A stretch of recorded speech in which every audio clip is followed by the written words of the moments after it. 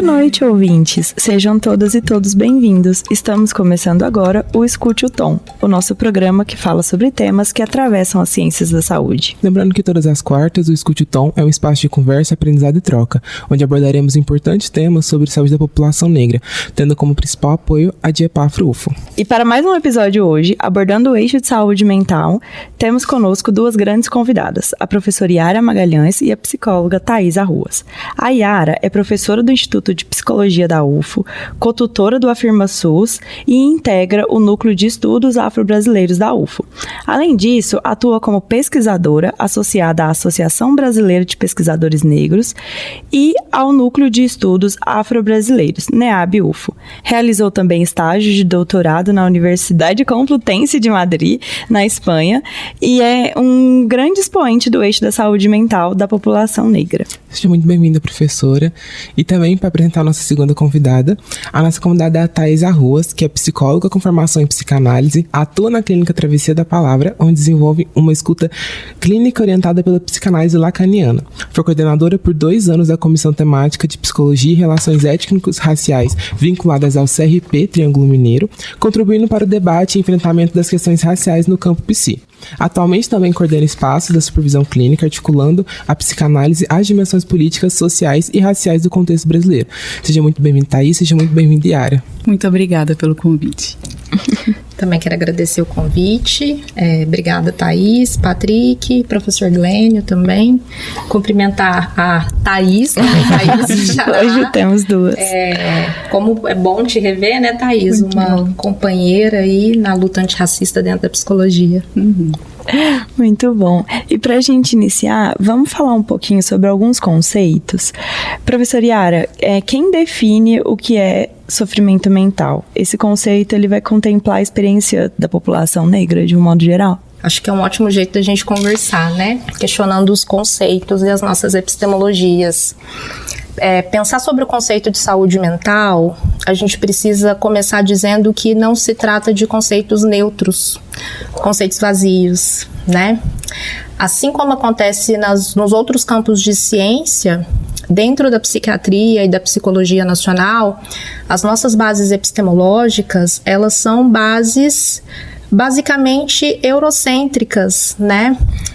Bases pensadas a partir de uma ciência influenciada por pensadores que estão no norte do globo, do ocidente, e que vão pensar a experiência do sofrimento psíquico a partir da experiência e da vivência de um homem universal.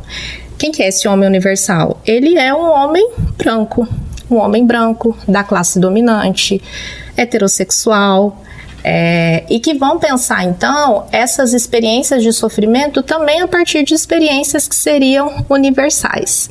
Então, é como se a gente estivesse pensando conceitos de sofrimento psíquico de bases exclusivamente clínicas, deslocados, descolados, na verdade, de questões históricas, questões políticas e questões sociais.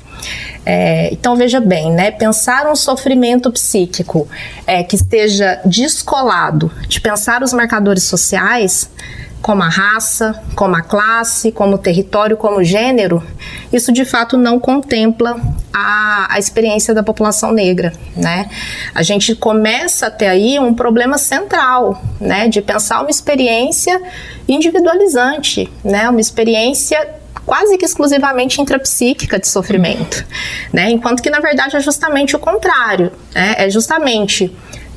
Os marcadores são justamente os marcadores sociais, né? Essas experiências, essa série de questões históricas, sociais e políticas que vão atravessar a forma como esse sofrimento é produzido na nossa sociedade, como ele é vivenciado, como ele é nomeado, né? E sendo nomeado, legitimado ou não, e como ele é patologizado ou não, né? Então, tudo isso atravessa os conceitos e as definições que nós temos sobre o que é o sofrimento mental.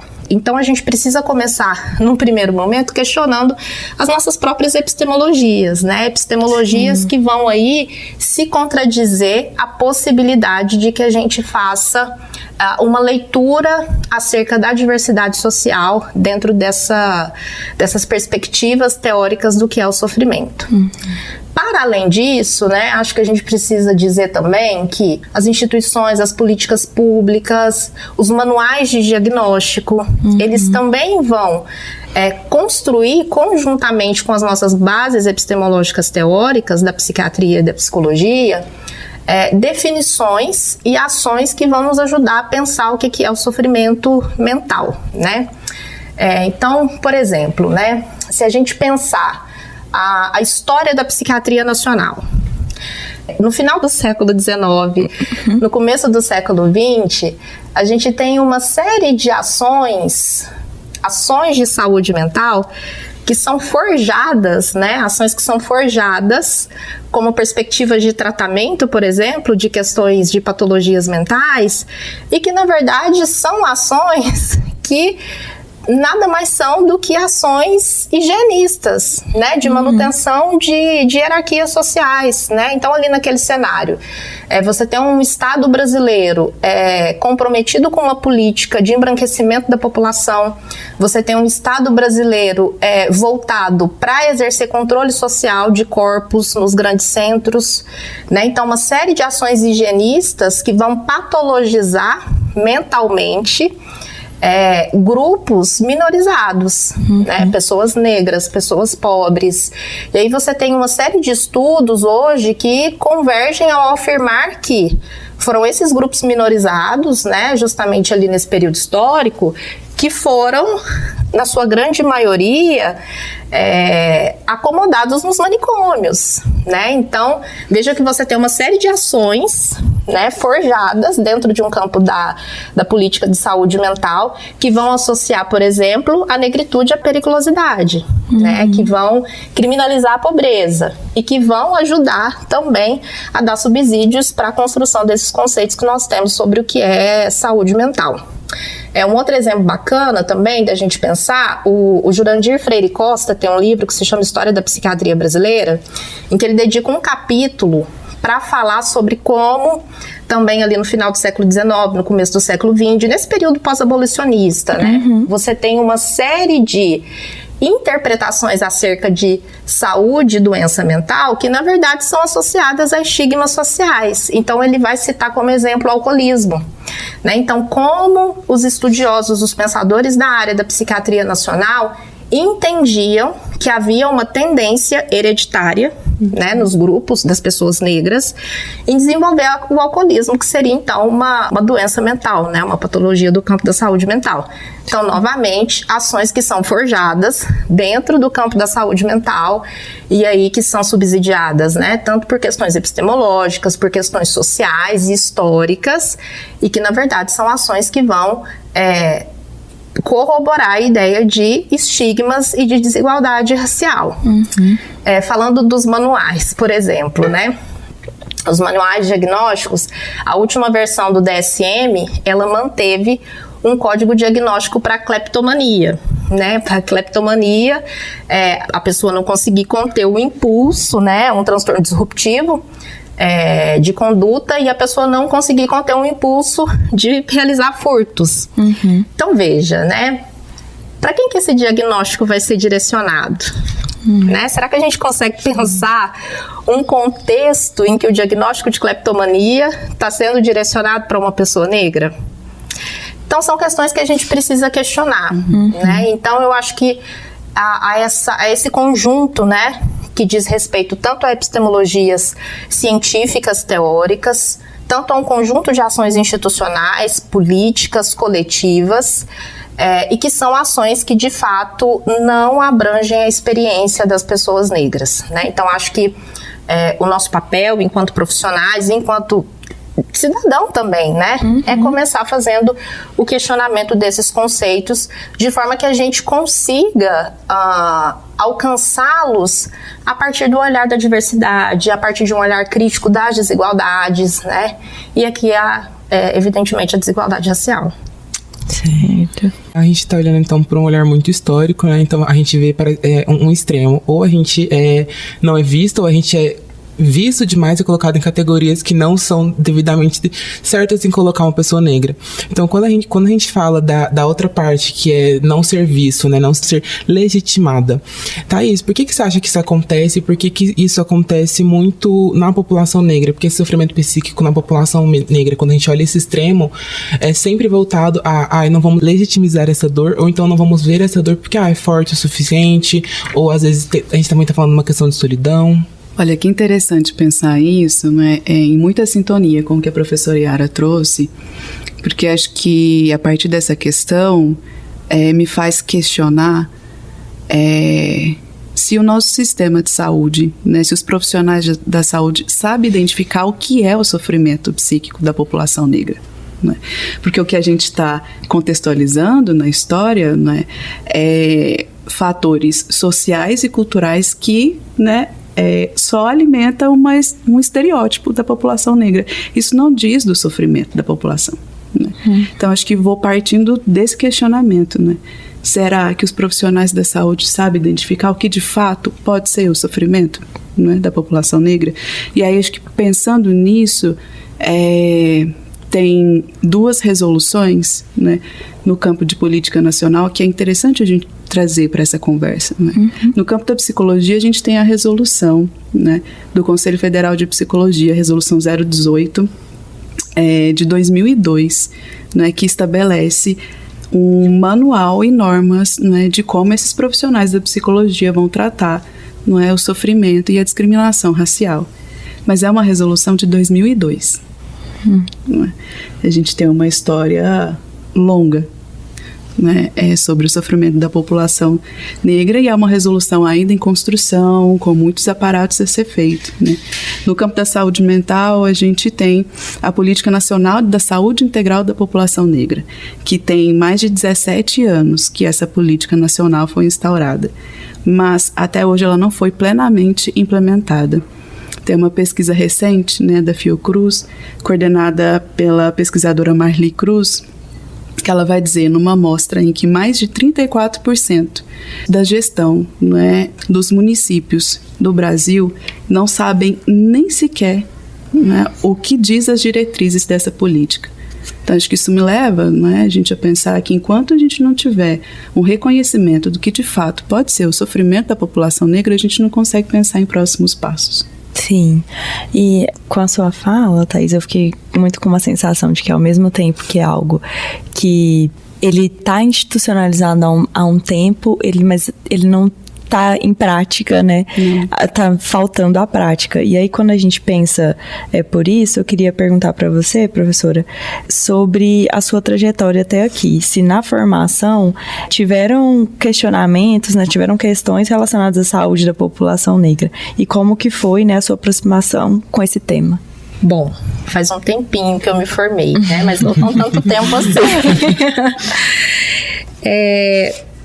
Eu costumo dizer que foi uma trajetória solitária, tanto do ponto de vista da vivência, né, da experiência, de ser a única estudante negra da minha sala, da minha turma de psicologia, e de não me ver reconhecida naquilo que eu estudava. Então eu posso dizer que toda a minha graduação em psicologia, ela foi uma graduação, como eu disse, né, anteriormente, pensada a partir da experiência de um sujeito universal, né? Então, não havia ali espaço para se discutir a diversidade humana, né? Eu acho que o primeiro momento que isso se manifestou como um grande problema para mim foi no final do curso, quando eu fui fazer terapia. Bom, porque aí no final do curso que a gente começa a fazer os estágios, né, nós somos orientados, né, a também fazer terapia. E ali naquele momento, eu acho que foi quando realmente eu me deparei com essa carência de formação, mas que eu acho que não era só uma carência de formação, né? Acho que dizia de uma carência maior, né, de uma carência maior de pertencimento dentro do próprio curso, que foi viver uma situação de levar para a terapia uma dor que tinha uma questão racial muito envolvida e de não senti que eu tive ali o acolhimento ou o cuidado necessário, né? Então, acho que esse foi o primeiro grande choque que eu tive dentro da minha formação. Então, depois de muitos anos em que esse debate ele esteve ausente, a minha aproximação com a temática, ela veio da tentativa de tentar fazer uma compreensão das minhas próprias dores pessoais, né? Foi olhar para dentro de mim, não olhar para o outro.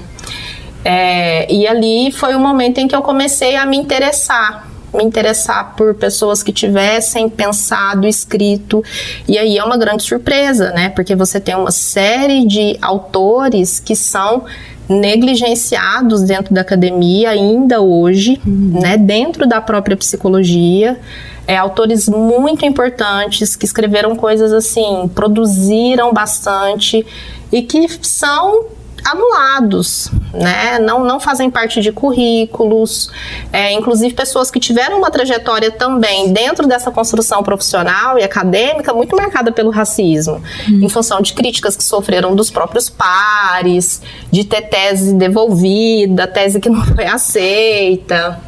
Então eu começo a me aproximar da temática tentando me entender nesse mundo, tentando entender essa dor, né? Eu acho que formalmente, a primeira vez que eu tive a oportunidade de fazer uma leitura que pensasse sofrimento psíquico de pessoas negras, ou que pensasse essa experiência de ser no mundo enquanto pessoa negra, foi só no doutorado, isso muitos anos depois. E aí, isso não diz respeito só ao meu sentimento enquanto pessoa que não se sentiu pertencente ou não se sentiu acolhida, mas de um grupo de profissionais que saíram dessa mesma formação sem ter acesso a esse tipo de discussão. E de que maneira que esses profissionais vão se inserir profissionalmente, né? Qualquer escuta que esse profissional vai ter quando ele estiver ouvindo, por exemplo, um relato de sofrimento psíquico provocado pelo racismo. Né? Será que esses profissionais estão, de fato, capacitados? Porque é isso, as pessoas se formam e a grande maioria, né? Não sei, né? Mas assim, uma grande parte vai atender a maioria da população brasileira, que são pessoas negras, né? Então, acho que isso não é só uma história de dor individual, né? Mas é uma denúncia de uma formação, de um contexto formativo que persiste ainda nos dias de hoje e que fala muito sobre as nossas dificuldades de fazer a implementação da política, como a Thaís falou, né? As nossas dificuldades coletivas, né? E institucionais de formar, de fato, profissionais capacitados. Bom, e agora eu queria fazer uma pergunta para a Yara, também para a Thaís.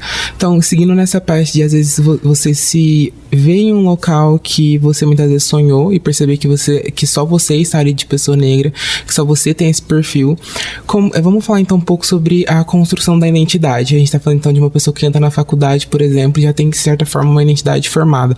Mas quando a gente fala de uma criança que muitas das vezes entra numa escola que tem só ela numa sala, que só ela é negra, né? Então, o que vocês poderiam falar pra gente sobre quando uma criança não se vê protagonista em nenhum local? Então, dando um exemplo do meu crescimento, até ontem a gente não via personagens negros que tinham um protagonismo, então a gente não via pessoas famosas que tinham essa visibilidade e que não transmitiam essa beleza. Então a criança cresce com o sentido de, será que eu sou bonito? Será? Então, falem mais pra gente qual que é a visão de vocês nessa questão da subjetividade. Baita desafio, né? A gente tem um mês, mas acho que pensar a construção da identidade, não é, das pessoas negras é um trabalho desafiador e é um trabalho que vem sendo assim debruçado e construído por vários intelectuais, não é, da psicologia e da psicanálise, né? A gente tem nomes como Neuza Santos Souza, Franz Fanon, Isildinha Batista, não é, e vários outros. Mas acho que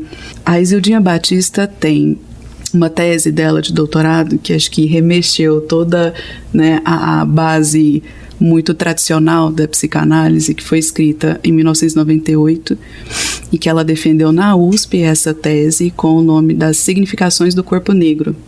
E que não era esse o nome que ela queria ter colocado na tese inicial, mas que somente em 2021, ao transformar essa tese em livro, ela coloca um nome que de fato ela tinha pensado que era a cor do inconsciente.